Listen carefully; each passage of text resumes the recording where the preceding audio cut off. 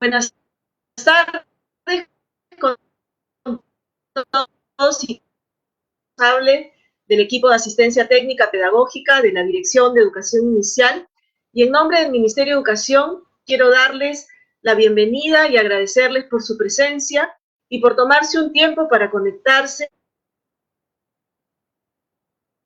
Gracias a los que se han conectado de Cusco, de Ica, Arequipa, Lima, Amazonas. Muchas gracias. Va a aparecer en la pantalla un mensaje para que ustedes coloquen sus datos. Por favor, llenen sus datos para tener un registro de su participación. Hoy vamos a hablar sobre un tema que nos interesa y compete a todos y todas. Se trata del tema de la evaluación formativa en el nivel de educación inicial. Con estos conversatorios queremos responder a sus intereses y necesidades formativas. Este encuentro tiene por objetivo brindar algunas reflexiones en torno al sentido de la evaluación, responder algunas preguntas como ¿qué evaluamos? ¿Y cómo evaluamos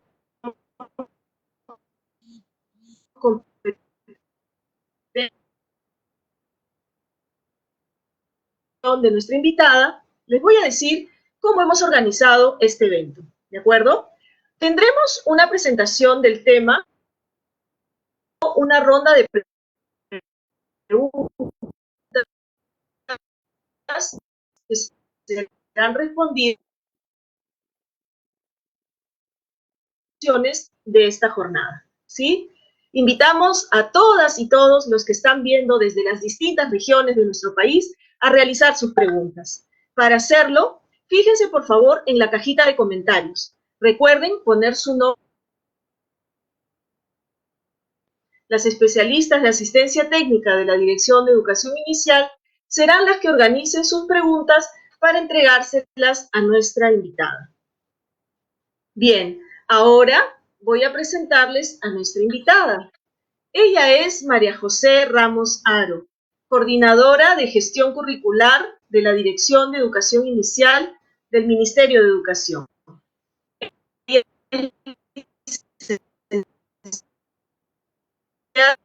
en educación inicial,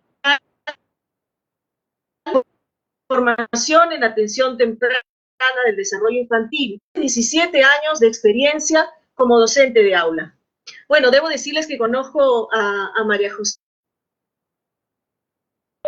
con mucho respeto y una profunda...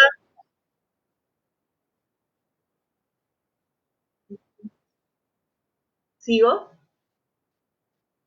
Bueno, les decía que conozco a María José Amajo desde hace 11 años y siento mucho respeto y una profunda admiración por el trabajo que realiza.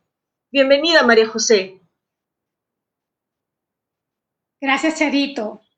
Yo también te aprecio y admiro mucho. Muchas gracias. Bueno, quiero saludar a todas las personas que están participando en este encuentro, un encuentro entre maestras, maestros, especialistas, directores, promotoras educativas que día a día cumplen una labor sumamente importante para brindar una atención educativa a las niñas y niños en una etapa fundamental para su desarrollo, como son los primeros años de vida.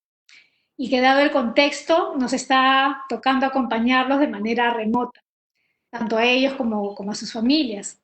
Y sé que esta labor la hacemos con mucha dedicación, con mucho cariño, pero también es importante hacerlo con mucha responsabilidad, porque la educación inicial es un derecho. Los niños y las niñas tienen derecho a recibir una atención educativa, pero principalmente tienen derecho a aprender y a lograr aquellos aprendizajes que son fundamentales y que les van a permitir tener mejores oportunidades en la vida. Y esa es nuestra misión, de ser maestros. Y por ello la evaluación ya desde hace varios años atrás es motivo de reflexión en el ámbito educativo, pero me gustaría iniciar abordando la evaluación de una manera distinta, porque cada vez que nosotros escuchamos acerca de la evaluación es muy probable que la asociemos a nuestra práctica pedagógica o a nuestras vivencias cuando íbamos a la escuela. Sin embargo, la evaluación es algo que nosotros hacemos en nuestra vida cotidiana, a pesar de que no nos demos cuenta, ¿no? La evaluación, en tanto proceso mental, es parte de nuestro día a día. Pues en casi todas las actividades que nosotros realizamos, siempre estamos evaluando de una manera. Por ejemplo, evaluamos cuando identificamos alguna necesidad, evaluamos cuando analizamos alguna situación que estamos viviendo, cuando reflexionamos acerca de las cosas que hacemos o cuando valoramos nuestras acciones utilizando ciertos criterios. Además, la evaluación también nos permite ir recogiendo información para poder tomar decisiones que procuren nuestro bienestar. Y para hacer un ejemplo concreto en relación a cómo la evaluación es parte de nuestra vida cotidiana, voy a tomar una situación que ahorita estamos viviendo, que es la llegada del invierno, ¿no? Con la llegada del invierno podemos ir identificando algunas necesidades y en base a esas necesidades que identificamos hacemos o tomamos algunas decisiones, realizamos algunas acciones, ¿no? Por ejemplo, sacar la ropa de invierno o sacar la frazadita para poder abrigarnos bien en la noche. En ese sentido, vamos a suponer que en este contexto de la llegada de invierno necesitamos comprar una pijama, ¿no? Y para poder comprar esta pijama, ¿no? Analizando este contexto, decidimos que no vamos a ir a un centro comercial, ¿no? Sino vamos a tomar la decisión de comprarlo por internet. Y para buscar esa pijama, de seguro nosotros vamos a utilizar ciertos criterios, ¿no? Por ejemplo, puede ser que esta pijama sea afranelada, que pueda tener 2 piezas, ¿no? Que pueda tener cuello redondo, elástico en la cintura, en fin, una serie de características que nosotros podemos determinar de cómo queremos esta pijama.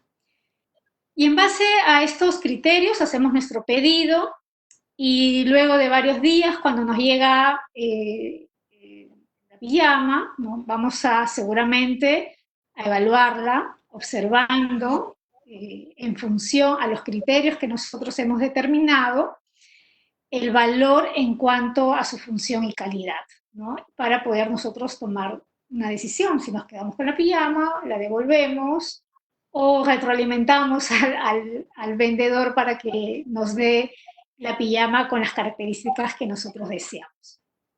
Entonces, como vemos, la evaluación es parte de nuestra vida cotidiana y nos ayuda muchísimo para poder tomar mejores decisiones. Sin embargo, cuando trasladamos la evaluación al ámbito educativo, es probable que ya no la sintamos como una ayuda. Es probable que la podamos vivir de otra manera. Y si bien la evaluación no es algo nuevo, ¿no? Desde el enfoque formativo no es algo nuevo, desde la implementación del currículo nacional hemos venido escuchando con mayor fuerza acerca de la evaluación desde un enfoque formativo. El currículo nacional y el programa de educación inicial vamos a poder encontrar algunas definiciones, algunas orientaciones sobre la evaluación y su sentido formativo. Pues el propósito es que nuestros estudiantes tengan las oportunidades para aprender y para seguir aprendiendo.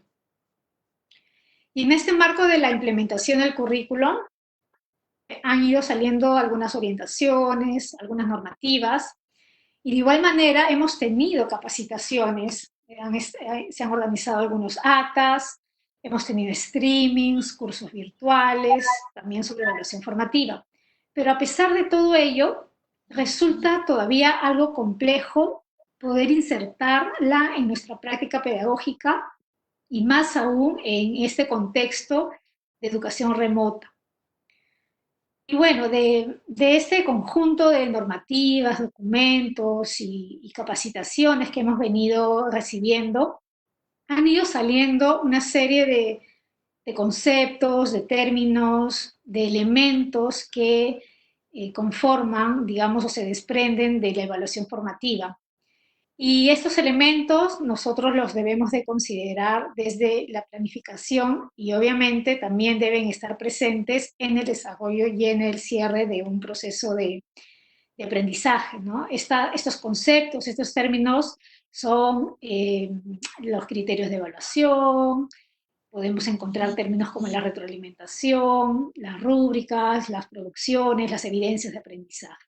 Entonces, cuando solemos escuchar evaluación formativa, es posible que lo primero que se nos venga a la cabeza son este conjunto de normas y de documentos, y esto puede hacernos perder un poquito el rumbo, el sentido de la evaluación, porque pensar en la evaluación formativa nos debe llevar a pensar en los niños, en el sujeto que aprende, ¿no? Y en nuestro caso son nuestros bebés, niñas, niños menores de 5 años de edad y que hoy en día se encuentran en casa con sus familias, siendo acompañados o atendidos a través de una propuesta de educación a distancia. Y en ese sentido yo quiero invitarlos a reflexionar en torno a ello, ¿no? ¿Qué es lo que realmente nos interesa de la evaluación? ¿Por qué la evaluación nos preocupa tanto? ¿Es porque los niños tengan mejores experiencias de aprendizaje o porque necesitamos cumplir con nuestra planificación y entregar un documento? Que sin duda es importante también, pero quizás eso hace que invisibilicemos a los niños, que son el centro de nuestra evaluación, ¿no? Y perdamos así el sentido de un enfoque formativo. Por ello, lo más importante es poder recuperar el sentido de la evaluación para ponerla al servicio del aprendizaje.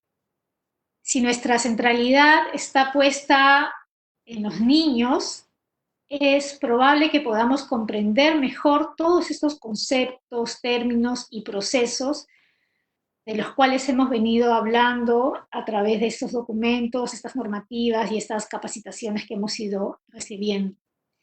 Seguramente vamos a comprender mejor que para evaluar debemos saber quiénes son los niños, en qué condiciones están los niños, cuáles son sus necesidades, si han tenido algún tipo de experiencia educativa previa y en qué contexto están, cuáles son las expectativas de su familia, en fin.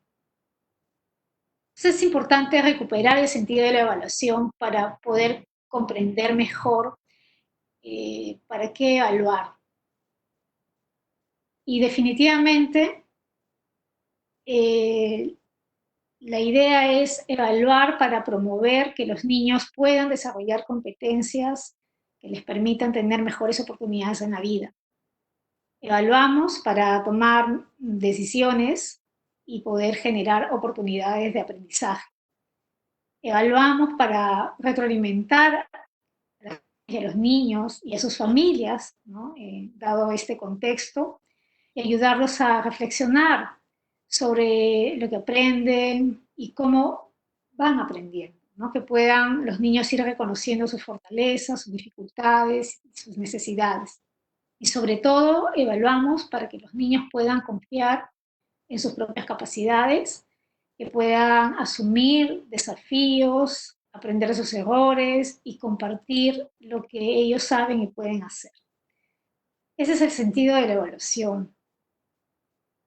Y para evaluar, si bien necesitamos recuperar ese sentido, también necesitamos verlo como un proceso y para ello es importante considerar algunos elementos que son propios de la evaluación formativa. Un aspecto importante es reconocer y creo que es la base, reconocer que las niñas y los niños tienen una enorme capacidad para aprender. Y cada niño tiene su propio ritmo de aprendizaje y cada niño aprende desde las posibilidades que tiene. Eso es fundamental. Un aspecto u otro aspecto importante es tener claridad en los aprendizajes que queremos promover.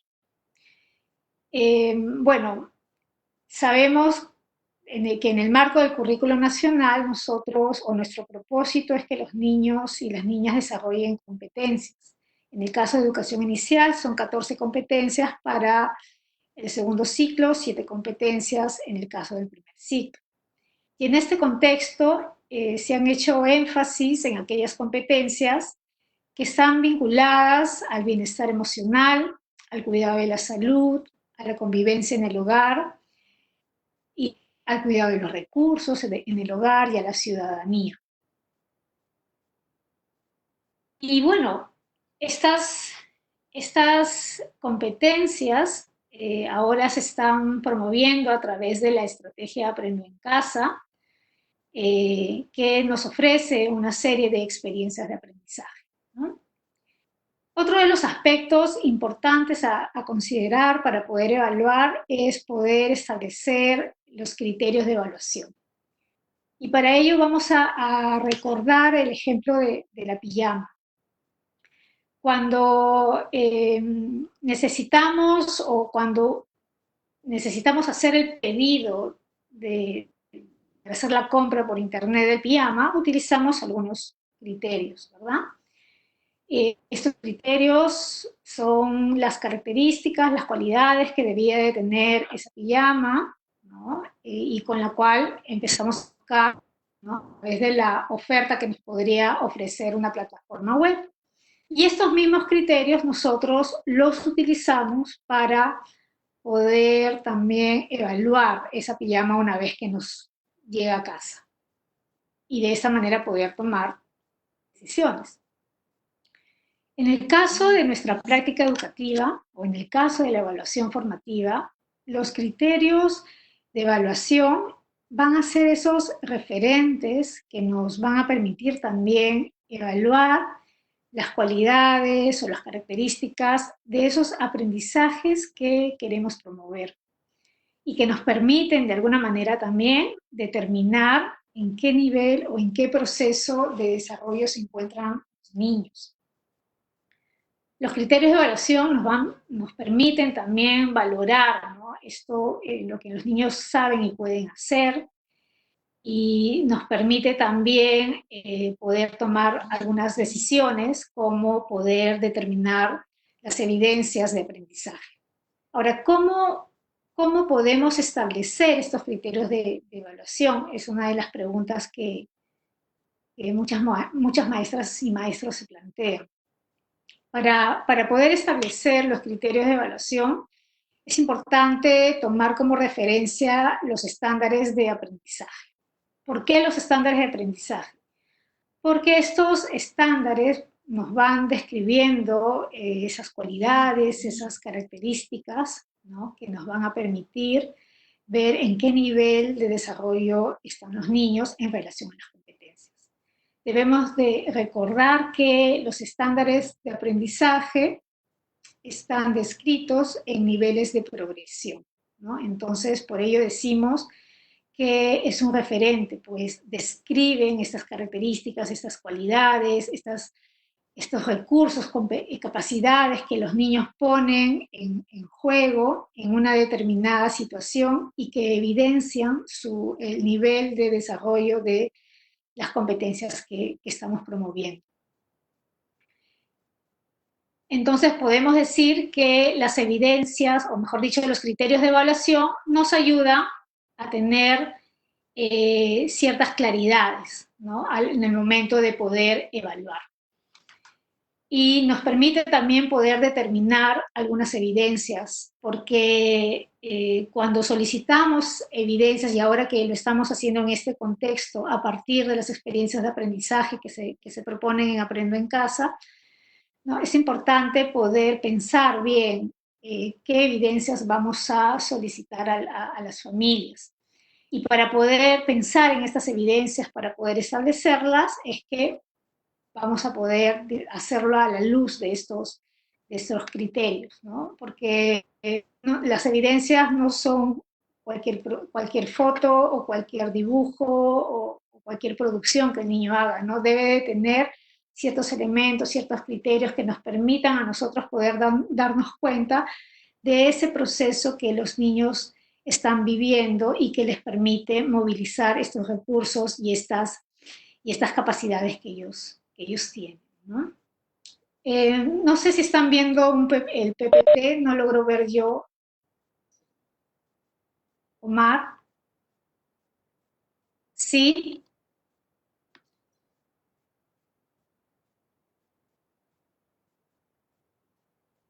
bueno, ok, gracias, Omar. Quisiera, por favor, poner el diapositiva 6, por favor. Gracias.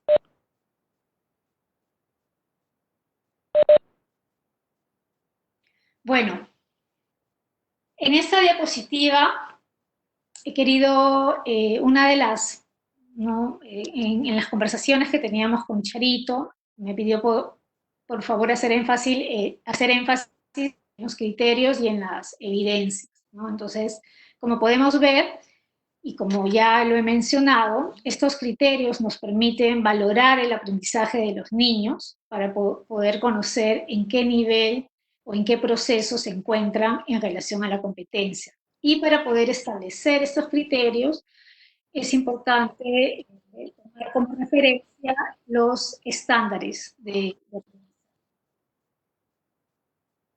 Vamos a hacer, o vamos a tomar un ejemplo, ¿no? De una competencia, en este caso, indaga mediante métodos científicos para construir sus conocimientos, para poder tener un poquito de mayor claridad en esto que estamos abordando ahorita. La semana 2, si no me equivoco, hubo una experiencia de aprendizaje que se llamó La curiosidad nos invade. Y en esta experiencia, una de las propuestas o de la intencionalidad pedagógica era promover esta competencia y se propuso a los niños poder hacer una investigación desde casa. En este caso fue investigar si en casa habían insectos, ¿no? O qué bichitos e insectos podían encontrar en casa.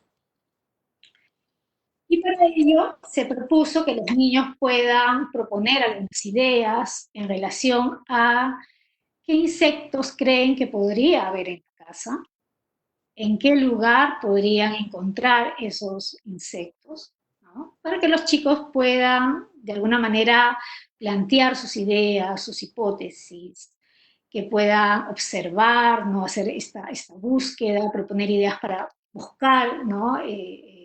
Digamos, esta propuesta de buscar a los bichitos, que puedan registrar con algunos dibujos las observaciones que ellos, o los descubrimientos que ellos podían tener.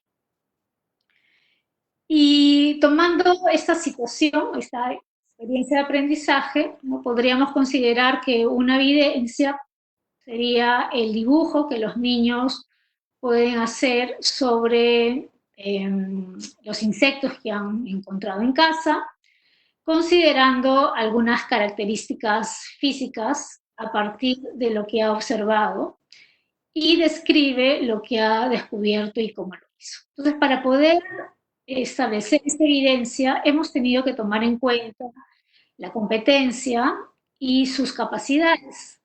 En ese sentido, el estándar nos va a brindar estos referentes para poder determinar los criterios de evaluación con los cuales nosotros vamos a poder analizar estas evidencias que hemos solicitado. Y de alguna manera le hemos puesto ahí, ¿no? En el caso de la competencia indaga mediante métodos científicos para construir conocimientos, tenemos 5 capacidades. Una de ellas es problematiza situaciones para hacer indagación, la otra es diseña estrategias para hacer indagación, genera y registra datos, información, analiza datos e información, evalúa y comunica el proceso y resultado. Todas estas capacidades están descritas de acuerdo al nivel que se espera en el caso de los niños de educación inicial, y esto lo vamos a poder ver en los estándares de aprendizaje, ¿no? En el estándar se va a describir cómo el niño o la niña moviliza todas estas capacidades en un actuar. Y a partir de estas referencias podemos considerar algunos criterios para poder evaluar. Por ejemplo, uno de los criterios pueden ser que los niños puedan observar estos insectos que han encontrado y poder describir la apariencia física, por ejemplo, las partes de su cuerpo, o que puedan explicar, ¿no?, desde sus saberes previos para qué funciones tiene o para qué sirve, ¿no?, estas partes del cuerpo que ha podido descubrir al observar los insectos, por ejemplo, las alitas o las antenas o las patitas. Podemos establecer otro de los criterios, podría ser el registro con dibujos, o registra, mejor dicho, con dibujos, aquellas características físicas y las puede describir. Entonces, todos estos nosotros podemos ir determinando, estableciendo en base a lo que nos propone el Estado, lo vamos a poder también evidenciar o colocar a través de las evidencias de aprendizaje que nosotros propongamos, ¿no? Y es lo que nos va a permitir también poder determinar en qué nivel, ¿no?, al hacer el análisis de esta evidencia, en qué nivel el desarrollo de la competencia de los niños deben estar, ¿no? Entonces, de esta manera vamos a nosotros insertando, ¿no?, estos criterios y estas evidencias desde la planificación. Otro de los, digamos, aspectos importantes que debemos de considerar en el momento de evaluar es la retroalimentación, ¿no? Y en ese sentido, la retroalimentación es importante tomar en cuenta que es esta devolución que nosotros le vamos dando al niño respecto a lo que observamos en su proceso, esta información, esta devolución que le hacemos al niño, que puede ser a través de una palabra, a través de un gesto, a través de una mirada también. Nosotros le devolvemos siempre algo al niño. Y esta retroalimentación tiene un impacto no solamente en los aspectos cognitivos de los chicos, sino también impacta y sobre todo a nivel emocional, en su autoestima, en su confianza y en sus formas de aprender. No es lo mismo decirle o darle información o retroalimentar al niño de manera positiva o de manera negativa. No es lo mismo decirle algo de buena manera o de mala manera. No es lo mismo decirle algo de forma apurada o con poco sentido que podernos darnos el tiempo de decirle algo, de devolverle algo al niño. Y en este contexto, ¿no?, los niños que están ahorita en casa, viviendo experiencias de aprendizaje acompañados con sus familias, están de alguna manera también, los papás en la comunicación que tenemos, nos están enviando algunas fotos, cosas que los chicos hacen, y es importante que nosotros podamos también devolverle algo a ese niño de lo que nos está ofreciendo, ¿no? Un mensajito, un audio, una retroalimentación, alguna información que nosotros podemos devolverle a partir de eso que ellos nos están brindando a través de estas evidencias que nosotros estamos recogiendo de sus procesos. También es importante considerar que la retroalimentación no es algo que suceda solamente en las aulas. Los niños constantemente están siendo retroalimentados en casa a través de sus padres, ¿no? Los padres, en las interacciones que tienen con sus niños, haciendo algunas devoluciones en relación a las actuaciones o a las producciones que los niños hacen. Y no lo quiero marcar solamente en las experiencias de aprendizaje, sino en el día a día. En el día a día los alimentan a los niños brindándoles cierta información de aquello que ellos observan que su niño está haciendo. Y esto va a depender, ¿no? El estilo de retroalimentación va a depender mucho también del estilo de comunicación e interacción que tengan los padres con los niños, del estilo de sus prácticas de crianza. Y en ese sentido, el trabajo que nosotros hacemos con las familias es sumamente importante, las orientaciones que nosotros podamos darles en relación a este trato respetuoso, a la escucha, a la importancia de poder escuchar a los niños, de darle voz, de generar oportunidades para que los niños expresen lo que sienten, lo que piensan. Entonces, la retroalimentación en este contexto no es decirle qué es lo que tiene que hacer el niño y tampoco cómo lo tiene que hacer. La retroalimentación consiste en poder empoderar a los niños para que ellos puedan ir ganando confianza, que puedan ir tomando conciencia de todas las cosas que ellos hacen, ¿no? Y saben hacer, que puedan identificar aquellos logros que tienen, ¿no? Aquellas necesidades que tienen también.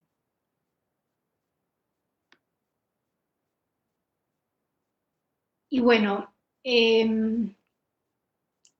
una forma de poder, digamos, la retroalimentación puede darse de diferentes maneras. Y aquí he querido dar algunos ejemplos de cómo solemos o cómo podemos retroalimentar a nuestros niños en este contexto. Es importante poder establecer una comunicación con ellos a través de las familias, y para ello necesitamos primero construir un vínculo de confianza con las familias. Algunas maestras se preguntan qué pasa si las familias no nos dan evidencias o no podemos comunicarnos con ellos, que hay cierta resistencia. Entonces es importante crear vínculos, porque si no creamos estos vínculos va a ser muy difícil que puedan ellos sentirse en confianza de poder contarnos acerca de lo que están viviendo o de las situaciones que están viviendo en casa con sus niños. Entonces es sumamente importante primero generar esos espacios de confianza. Una vez que creamos estos espacios de confianza, es importante establecer a través de qué medios nos vamos a comunicar con las familias y con los niños, con qué frecuencia. Y una vez que hayamos establecido estos acuerdos, nos va a ser muchísimo más poder establecer este contacto que nos va a permitir retroalimentar a los niños y también orientar a las familias, retroalimentar a las familias.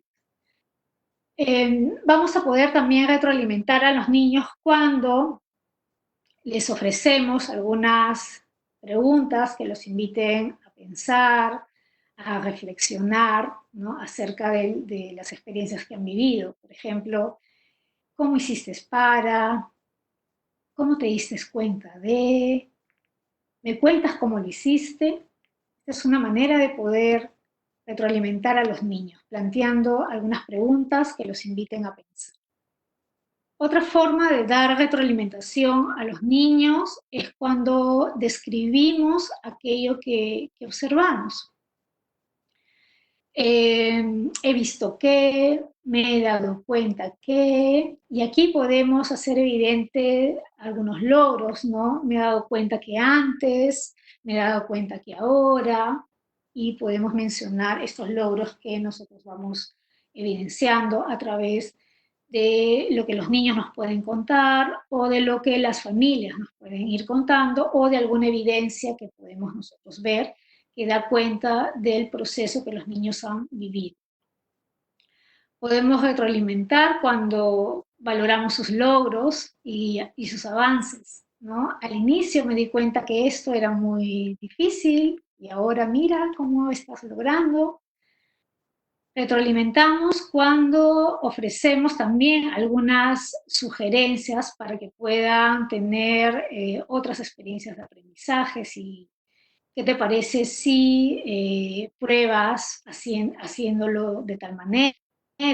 ¿O de qué manera, de qué otra manera podríamos resolver el problema? Dar sugerencias no quiere decir que tengamos que decir al niño lo que tiene que hacer o cómo lo tiene que hacer. Es importante tomar en cuenta esto. Dar sugerencias implica que el niño pueda tomar esa información que nosotros le brindamos, o la familia, esa información que nosotros le brindamos, para poder probarlo a su manera. Retroalimentamos también cuando ofrecemos andamiaje, cuando mostramos algunos ejemplos, cuando modelamos algunas situaciones, no para que el niño lo repita, lo vuelvo a decir, sino más bien para que el niño haga suyo o la familia haga suyo esta información que nosotros les brindemos y ellos puedan probarlo a su manera. Bueno, creo que esos son los elementos centrales que nos van a permitir hacer una evaluación formativa desde este contexto. Y quiero recalcar que lo esencial, ¿no? Es poder confiar en los niños, poder confiar también en las familias, poder mantener un contacto, un vínculo de confianza que nos permita poder hacer esta evaluación formativa, en tanto toda la información que nosotros podamos recoger del proceso de los niños, con las limitaciones que podamos tener por el contexto que vivimos, la podamos utilizar para promover sus aprendizajes.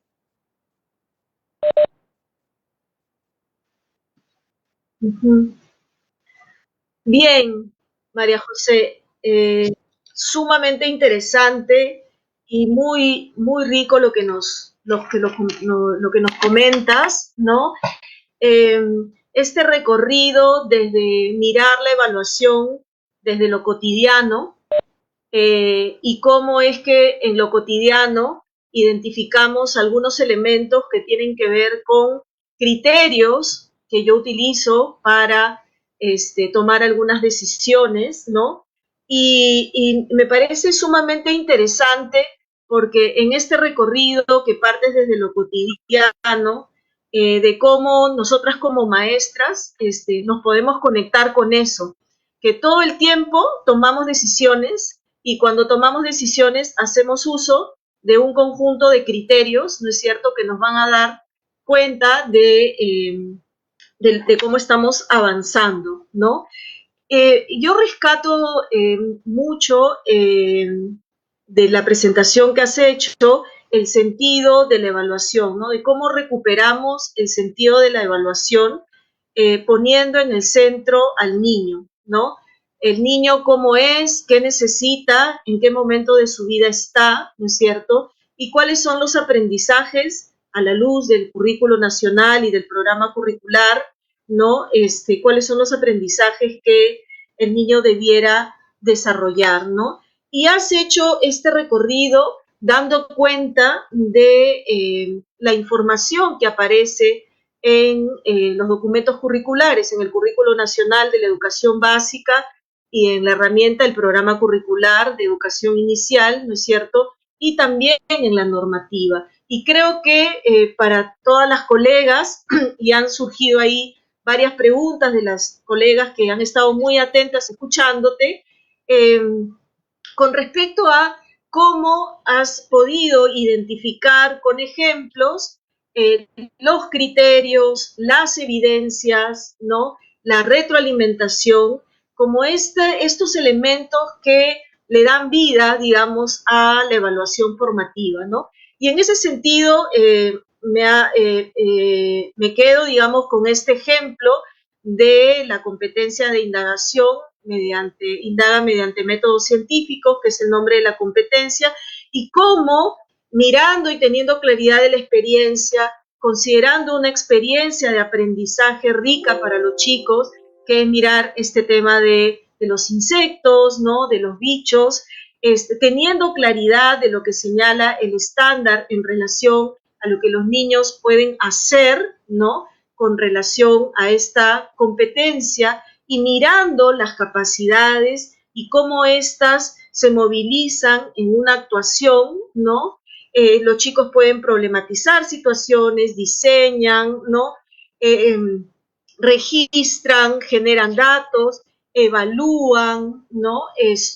Y esto se puede mirar en una evidencia. Entonces, voy recogiendo de lo que señalas esta vinculación entre los criterios y las evidencias, ¿no? Porque tú decías, yo no puedo pedir por pedir, digamos, las producciones de los niños y todo es evidencia, sino que tengo que pensar en aquellas producciones, en aquellos trabajos, ¿no es cierto? En aquello que muestra el niño que da cuenta de estos aprendizajes. Y en ese sentido, plantear las evidencias implica tener claridad de los criterios, ¿no? Y en este proceso formativo, lo que tú señalas con respecto a la retroalimentación, que pones por delante el impacto que tiene la retroalimentación en la vida de los niños, ¿no?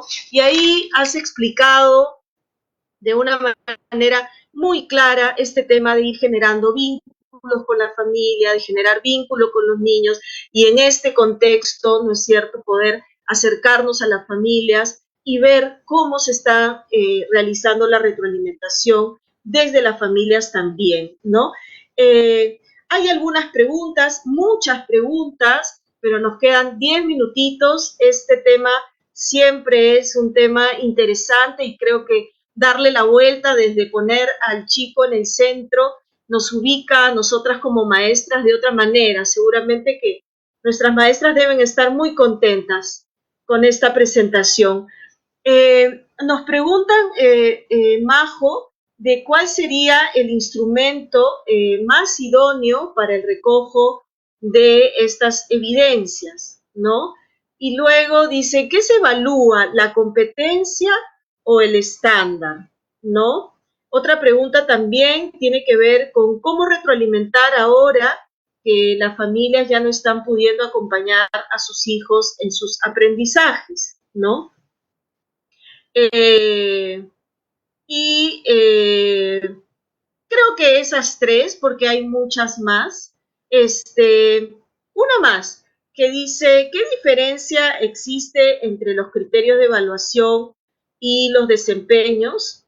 Se puede elaborar criterios de evaluación extrayéndolos de los desempeños. Creo que esta pregunta es interesante como para ir aclarando los elementos curriculares, ¿no? que forman parte de la propuesta del currículo. ¿Qué te parecen las preguntas, María José? Gracias, Charito.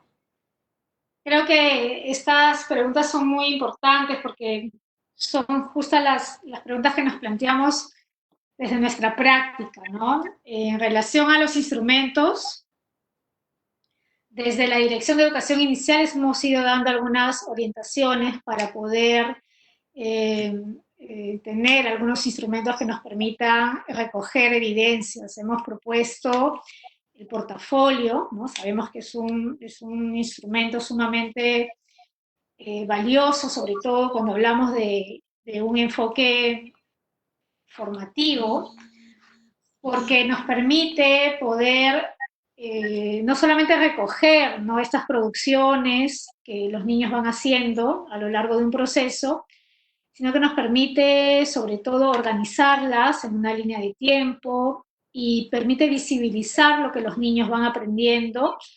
Y esta visibilización es para ellos mismos, para los niños. Los niños pueden darse cuenta de los procesos que han ido viviendo, de aquellos aprendizajes que han ido logrando. El portafolio puede ser una herramienta valiosísima para poder compartir con otros lo que ha aprendido. Visibiliza el aprendizaje también para las familias, quienes pueden sentirse orgullosos de lo que los niños van van logrando, y esta mirada de orgullo va a nutrir, ¿no?, esta autoestima, esta confianza que los niños necesitan tener para poder aprender, ¿no? La mirada, las palabras de las personas más significativas es este espejo que le devuelve al niño, ¿no?, una información con la cual él se va construyendo como persona. Entonces, pensar en la retroalimentación es pensar qué le estamos devolviendo al niño, pensar en que somos un espejo que le devolvemos, ¿no?, el reflejo de sí mismo, y que muchas veces a partir de esto que le decimos, los chicos van construyendo y se van construyendo como personas seguras, con un sentimiento de ser capaces, de tener iniciativas, de actuar, de pensar, o pueden construirse también a partir de esto que le devolvemos como personas inseguras, como personas que necesitan del adulto esté a su lado para poder aprender. Entonces, este instrumento del portafolio nos permite todas estas cosas de las cuales estoy comentando. Y otro de las formas de poder recoger información también, si bien no es un instrumento, nos permite poder integrarlo a este portafolio en el cual podemos considerar los dibujos de los chicos, algunas actuaciones que los padres nos pueden describir, algunas cosas que ellos observan.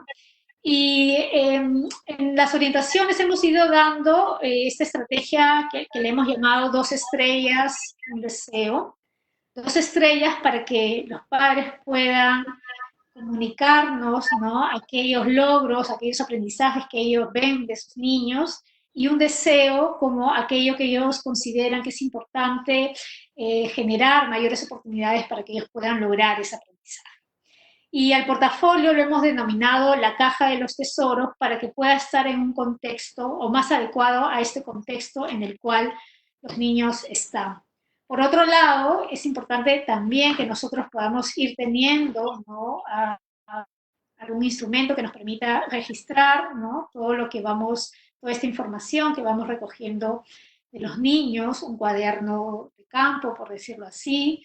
Nos permite también ir organizando esta información y poder luego tener un registro del proceso de aprendizaje de cada uno de los niños, entendiendo las limitaciones. Esto es importante recalcarlo. Sabemos que en este contexto hay ciertas limitaciones, pero en una evaluación formativa creo que este contexto también nos da la oportunidad de ver los procesos, ¿no?, y no tanto los productos. No nos interesa tanto el resultado o la evidencia como producto, sino el proceso, lo que los niños viven, qué cosa está representando ese dibujo que el niño nos envía, qué cosa está representando es aquello que los padres nos cuentan. Es importantísimo mirar el proceso.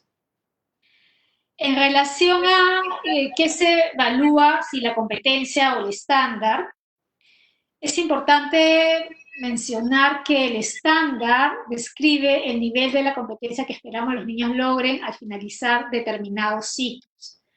Por lo tanto, cuando hablamos de competencias, estamos hablando de lo que en el estándar se está describiendo, ¿no?, como un nivel de logro de aquella competencia. En el caso de nuestro nivel de educación inicial, tenemos un estándar, un nivel del estándar al finalizar el primer ciclo, y hay otro nivel de estándar que nos ayuda, ¿no?, como referente al y que está al finalizar, el segundo ciclo de la educación. Por otro lado, también pregunta sobre las diferencias entre, o si pueden utilizar los desempeños como criterios. Los desempeños que están descritos en el programa curricular del nivel son ejemplos de desempeños que toman como referencia también lo que se describe en el estándar, y también están en niveles de progresión. Estos ejemplos también los podemos utilizar como criterios. Recordemos que en el currículo, ¿no?, se menciona que las capacidades son estos criterios con los cuales nosotros vamos a poder también determinar nuestros criterios de evaluación y nuestras evidencias. Entonces, estas capacidades las vamos a ver muy bien descritas en el estándar, ¿no? De una manera integral y, digamos, al finalizar un determinado ciclo, pero también vamos a lo podemos ver en algunos ejemplos, en los ejemplos de desempeño de una manera más específica y por edad. Entonces, sí es posible también utilizar estos ejemplos como referente para poder determinar nuestros criterios y en base a ellos establecer también nuestras evidencias de aprendizaje. Creo que había otra Bien. pregunta, ¿no? Sí, ya has respondido todas las preguntas. Hay aquí una pregunta bien bonita que dice, ¿se puede hacer retroalimentación en educación inicial si antes no se han analizado las evidencias? ¿No? Esto me parece interesante porque justamente tiene que ver con esto que tú has señalado, ¿no? De la necesidad de tener claridad de aquello que vamos a ver en los niños. No sé qué podrías decir a eso. Se han conectado más de 8,000 docentes, especialistas. Estamos sumamente agradecidas con todas las docentes que están participando de este conversatorio, María José. Sí, es una pregunta muy, muy interesante, porque para retroalimentar tenemos que considerar información. ¿No? No es posible retroalimentar sobre la base de algo que no sabemos. Por ello es importante y por ello es el valor que tiene esta comunicación que debemos entablar con las familias y este recojo de evidencias, pero de una manera que tenga sentido, no solamente para nosotros, sino sentido para la familia, sentido para el niño que con orgullo nos está mostrando, nos está abriendo de alguna manera las puertas de su casa para entrar, para asomarnos por la ventana y poder ver qué experiencias, qué interacciones, qué vivencias se están dando dentro de ello, ¿no? A partir de las orientaciones que nosotros vamos dando. Las evidencias nos permiten poder, de alguna manera, saber en qué proceso están los niños a partir de un análisis tomando como referencia los criterios de evaluación. Entonces, a partir de esa información que recogemos, nosotros retroalimentamos. Y creo que la retroalimentación es uno de los aspectos más valiosos. Sin la retroalimentación, creo yo, no sería posible una evaluación desde un enfoque formativo, porque el enfoque formativo es formativo en tanto yo pueda ayudar a ese niño en sus aprendizajes, ¿no? Y la retroalimentación es esta devolución que yo le doy al niño, que le permite justamente poder tomar conciencia de las capacidades que tiene, de sus necesidades, para que él pueda ir construyendo este aprendizaje. Recordemos que la retroalimentación es una especie de andamiaje, ¿no? No es hacer por el niño, ¿no? Imaginémonos que queremos trepar por un muro, ¿no? Y necesitamos de cierta ayuda para trepar ese muro. Y no lo vamos a lograr, ¿no? O no vamos a aprender a resolver ese desafío si es que alguien viene y nos carga y nos hacia arriba, sino más bien cuando alguien nos ofrece un andamiaje que podría ser, ¿no? Lo conocemos como esta patita de gallo que nos ayuda a impulsarnos para poder eh, atravesar este muro, este reto, este desafío que se nos va planteando en la vida. Entonces, la retroalimentación es eso, es un andamiaje, es información que permite al niño y a las familias poder promover los aprendizajes que, como vuelvo a repetir, es un derecho. Los niños tienen derecho a una educación, pero sobre todo tienen derecho a lograr aquellos aprendizajes que son fundamentales, porque es lo que les va a permitir desenvolverse en la vida y tener mejores oportunidades. Bien, María José, muchísimas gracias. Quisiera para concluir resaltar algunas ideas importantes que has mencionado en esta jornada, que no es la primera, ¿no? Ni la última. Hemos empezado el mes anterior, ¿se acuerdan? Con Luis Guerrero, hablando de las competencias. Es posible que los chicos de educación inicial desarrollen competencias en este contexto, ¿se acuerdan?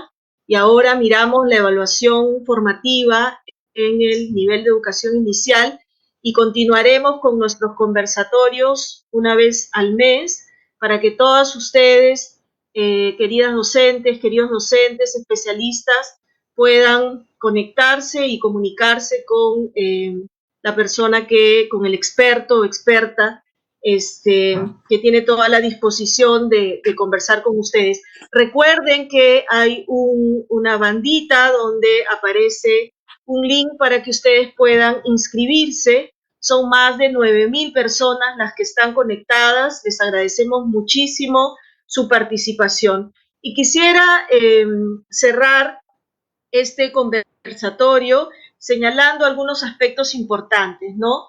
El primero, que la evaluación tiene un sentido formativo y hay que mirarlo como una oportunidad, mirar la evaluación como una oportunidad para que los estudiantes puedan seguir aprendiendo. El centro de la evaluación son los niños y debe estar entonces al servicio del aprendizaje. Evaluamos para contribuir al desarrollo de las competencias, para tomar mejores decisiones, para poder retroalimentar a los niños y niñas, para aumentar su confianza en lo que pueden hacer, en lo que saben y pueden hacer. Cada niño aprende desde las capacidades que tiene y nosotros ayudamos al desarrollo de estas capacidades, ¿no? En este momento el énfasis está en las competencias vinculadas con aspectos socioemocionales, la convivencia y la ciudadanía. Los criterios de evaluación son los referentes de los aprendizajes que queremos promover, nos ayudan a determinar en qué nivel de desarrollo se encuentran los niños, ¿no es cierto? Y permite también la construcción de las evidencias de aprendizaje, ¿no? Están de la mano, digamos, ¿no? La retroalimentación la entendemos como esta devolución que le hacemos al niño, que tiene un impacto en el aspecto cognitivo y en lo emocional, en el desarrollo de su confianza y en sus posibilidades para seguir aprendiendo, ¿no?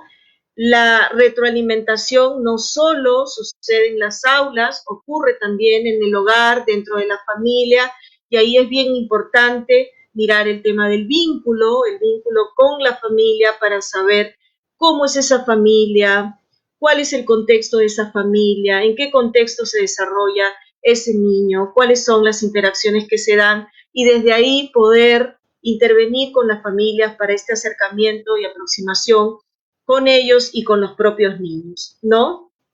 Entonces, hay varias preguntas, pero creo que las que hemos seleccionado de alguna manera recuperan todas las intervenciones que han tenido las docentes que se han conectado.